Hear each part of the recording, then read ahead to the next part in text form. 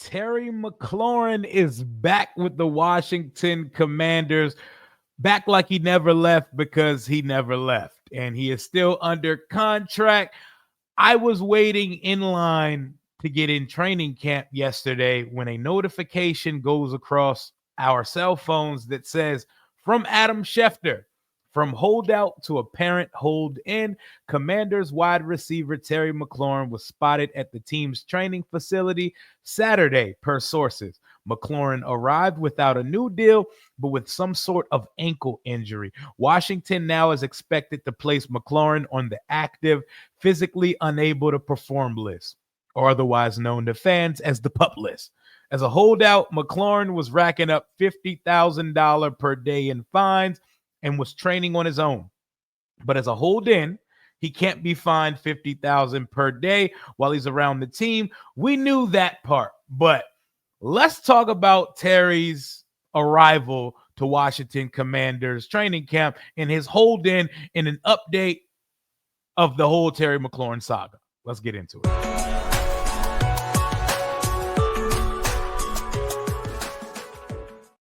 I know what you're going to say, guys. Rio, where was this video yesterday? Because it is now Monday, July 28th, the first day back in shoulder pads for the Washington Commanders. I'm going to get this out right as practice is about to start. But I was at training camp yesterday. Shout out to everybody that was in attendance. The atmosphere, electric. The weather, abysmal, disgusting. The humidity and heat in combination cooked my brain, body, and soul. And once my son left my house, I fell asleep super early and woke up in the middle of the night because heat exhaustion is a real thing. Please hydrate yourself sufficiently and don't eat bullshit at training camp. Like, you don't need to face chicken tenders and pizza at 7 a.m., guys. Remember that these practices are at 8 a.m. Don't eat nothing too crazy, too greasy. Put something decent in your body and make sure there's water and electrolytes in you to get through the practice. But we're going to talk about Terry McLaurin's appearance at training camp yesterday, the atmosphere, the scene, and a couple things I noticed and observed from Washington Commanders training camp. Shout out and love to everybody who pulled up on me and Lil Rio at camp yesterday. His first camp as a knowing football fan and not a small child. Oh, it was a great day, man. Shout out to my son, man. Shout out to my son, Mario. Shout out to my boy, Dom, Jalen, Josh, everybody that was with us yesterday. Phenomenal time out of Ashburn. But let's talk about Terry. So this news comes out at about 7:27. We're standing in that long-ass line at North of Virginia Training Center at Commanders Park. Yes, I know it's a mouthful. That's what the park is called now. It used to be called Redskins Park. It is a whole soliloquy now. But we see the Schefter tweet. Immediate reaction. We had spoke, me and Dom and his pops, we had spoke in the car on the way there. And we were like, y'all think Terry going to show up? Because it would be a good time. I was like, for optics reasons, wouldn't his agent or like the NFLPA, wouldn't they say, go show your face and go show the team how much you mean to this fan base? Because let me tell you, very random, impromptu Terry chants rang out multiple times throughout practice yesterday. Whether the team was actually doing something that required crowd noise or whether it was just a random part of practice where everyone's doing individual drills, Terry chants was just breaking the fuck out for no reason because our fans love one Terry McLaurin. But my first thought was, oh shit, Terry's back. Second thought immediately, we looked at each other and laughed. There's no ankle injury. He's not injured. Yeah, they're going to put him on the PUP list, but they need something to justify to the NFL offices why he's here but not participating. They probably told, his agent probably said, Terry, you've been working out. You've been doing yoga. What is your most sore body part right now? He probably said, my ankles are a little tight. Cool. You have an ankle injury, sir. Now, when you report to campus tomorrow, you have an ankle injury and you need to report to the Curtis Samuel side field immediately to go work with Sam Cosby and company over there. So do not fret and do not overthink it, guys. Look at him walking. I watched him walk. I watched him jog, and none of it was gingerly. He moved very fine. There was no hitch in his giddy up. His gait was perfect. He's not hurt at all. There is no real injury. This is all part of the politics and posturing of this hold-in situation. They are no closer to a contract, though. Or at least that's what they would like us to believe. That's what JP Finley, John Keim, and everybody in the building is saying. While it is great for morale, it is great for the fans to see Terry, who signed a ton of autographs, had an impromptu media scrum with the media as he was walking back into the building, where he talked about giving support back to the fans who support him and make him feel so loved and wanted here in DC. But don't get it twisted. It said both sides are very, very stuck at where they're at in the contract talks right now. AP and them have a number. Terry and Buddy Baker have a number. Buddy Baker of Exclusive Sports Group, I believe, is Terry McLaurin's agent. And that's another thing I want to talk about in this. I think Terry's agent could be a little bit out of his depth here, and I'm not trying to disrespect his agent, but Terry is the only of his kind in tier that this guy represents. It's kind of like a real estate agent who sells homes dabbling into commercial real estate. This is a big boy conversation. You've never written a big contract before, and you're trying to negotiate a $30 million annual salary for your NFL receiver superstar climb. It's a big gradual climb for him. So that could be part of the reason why this is taking longer than expected. His agent's not used to writing these type of deals. He don't got clients like that. Working with the DeAndre Carters of the world and working with the Terry McLaurins of the world are two very different conversations. But shout out to Buddy Baker and the commission he is going to get when they finally put pen to paper when this gets done. But I think that's a part of the convo that us fans need to recognize as well. This is not someone used to writing a check or a contract negotiation of this magnitude before. But shout out to Buddy Baker, though. Shout out to his agent. And shout out to Terry McLaurin. This was very good for fans. Jaden on Sports Center with Hannah Storm and Jay Harris yesterday.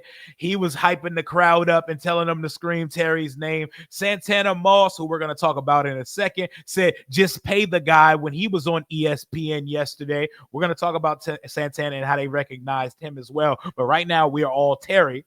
And all the players, like as you can see Bobby with him here, they love him. And when I told you the other day, that brother's starving, I don't just mean for money and an extension and to feel wanted by the team.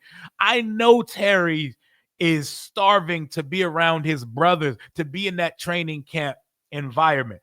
Training camp for veterans is hell. Nobody loves training camp, but it is something you love going through with your brothers, because it's like, if I'm going to go through hell in this heat, I might as well do it with guys that I love, guys that I care about, guys that I want to go to war with. And just seeing him back around his guys, seeing him smile again, seeing around the fans, signing autographs, and everybody supporting the player, beautiful.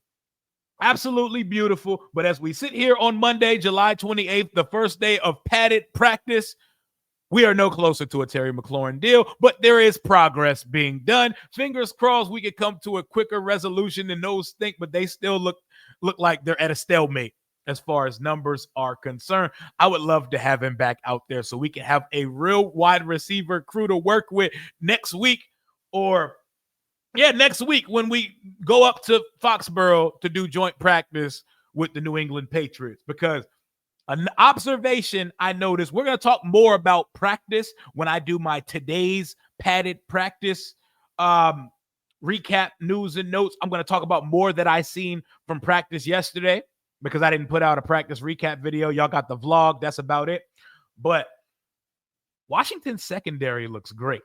And part of Washington's secondary looking great is because they're not getting wide receiver one smoke. Debo and Lane are providing, Debo and Lane are, and Noah Brown, they're providing some bump and some good looks for the secondary. But the true wide receiver one of this team, I need to see Amos run the ones with Terry. I need to see Marshawn run the ones with Terry. Not necessarily Mikey Sanders still, but Mikey Sanders still is breaking on balls and making plays left and right. That interception he had in practice yesterday, it had us turned up. It had us turned up, and then Jalen Lane got his lick back on situational. They were doing situational drill, 5 seconds left in the game from about the 30-yard line.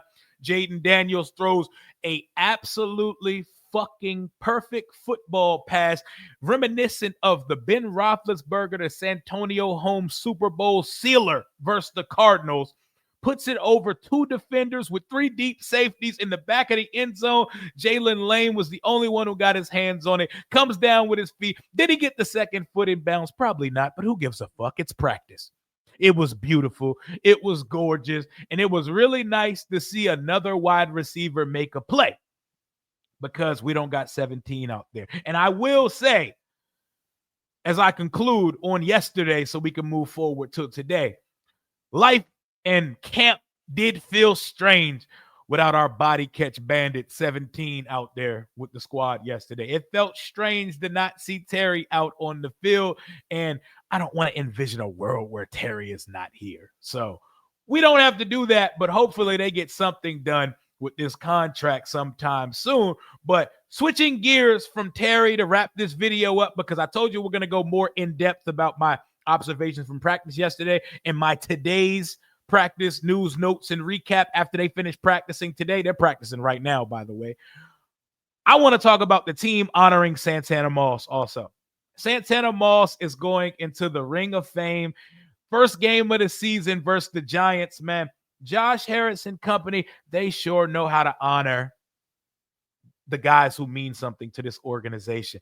And not only do they have a way of honoring these guys, they have a way of announcing it to them, the way that they're eliciting such emotion from these guys, because they did it in the middle of Command Center. They're doing their Command Center field pass recording, and they broke it out to him. Brian Mitchell announced to him very casually mid-conversation, yep, we are going to be brothers for life, because you're going to have your name on this stadium, and you're going to be a part of what we're doing here forever, because they're going to honor you with the Ring of Fame. It was such a beautiful announcement, man. Shout out to Tanner, man. Let me put up the little graphic they put out as well before we get out of here. Told you we're going to switch gears today in a second. I want to talk about my guy, Tanner, man. One of my favorite Washington Redskins players ever. Absolutely love this guy. And I had the honor of having him on the channel a couple years ago. Hopefully we can do that again when he's not busier during the season at some point. I have to catch him on an off day. But Santana Moss, man, the Cowboy killer. He was as much of a Giant killer as he was a Cowboys killer. But we all remember the moment where Washington was anemic on offense the entire day. His first season back of Gibbs 2.0, where Mark Brunell hit Santana 2 times to close out the game, 14-13, and Washington pulled it off at the end. Absolutely crazy moment. But this dude was nasty. I just try to imagine the things he could have done if he had a quarterback at some point, because this is one of the most technically savvy and hardworking route tree, the entire thing receivers you saw.